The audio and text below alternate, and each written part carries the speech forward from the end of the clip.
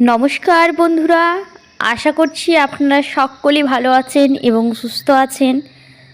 আমার চ্যানেলে আপনাদেরকে জানাই অনেক অনেক স্বাগত।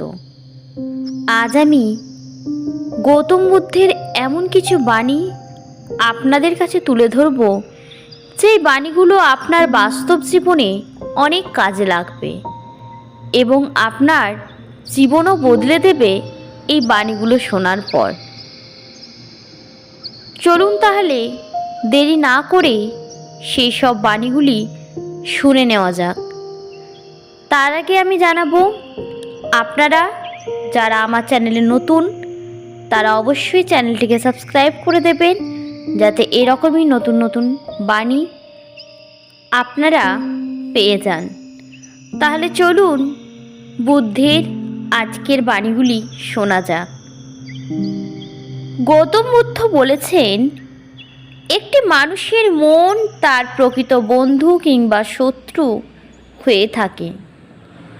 আমরা যত বড় বড় কথা বলি বা পড়ি না কেন, যদি সেই অনুসারে কাজ না করি, সেগুলো সব অর্থহীন। আলস্য ও অতিভোজের দরুন শথুলকায় নিদ্রালু হয়ে বিছানায় গোড়াগড়ি দেওয়া স্বভাবে পরিণত হলে সেই মূর্খের জীবনে দুঃখের পুনরাবৃত্তি ঘটবে। আকাশের নিজস্ব কোনো পূব কিংবা পশ্চিম নেই, মানুষই এই বিভেদ সৃষ্টি করে এবং তা সত্য বলে বিশ্বাস করে। তিনি বলেছেন, সুখের জন্ম হয় মনের গভীরে, এটি কখনো বাইরে কোনো উৎস থেকে আসে না।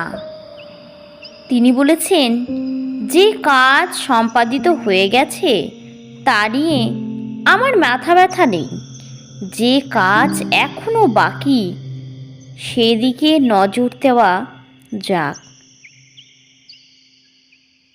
বুদ্ধ বলেছেন, বিনা সুখ দুঃখে 100 বছর বেঁচে থাকার চেয়ে একদিন সুখ দুঃখের সাথে বেঁচে থাকা ভালো। হৃদয়ে ক্রোধ ধারণের অর্থ এক টুকরো জ্বলন্ত কয়লা ছুঁড়ে ফেলার উদ্দেশ্যে মুঠোয় ধরে রাখা। এটা তোমারই হাত যা পুড়ে যাচ্ছে। তিনি বলেছেন, জীবনের প্রথমেই ভুল হওয়া মানেই এই নয়, এটি সবচেয়ে বড় ভুল। এর থেকে শিক্ষা নিয়েই এগিয়ে যাও। গৌতম বুদ্ধ বলেছেন, দুঃখ থেকে মুক্তির পথ হচ্ছে মনের মধ্যে শান্তি খোঁজা। আশা করছি বুদ্ধের এই কয়েকটি বাণী আপনাদের খুব ভালো লেগেছে। আর ভালো লাগলে অবশ্যই ভিডিওটিতে একটি লাইক করে দেবেন এবং আত্মীয় স্বজনদের সাথে অবশ্যই ভিডিওটি শেয়ার করে দেবেন। আপনারা ভালো থাকবেন, সুস্থ থাকবেন।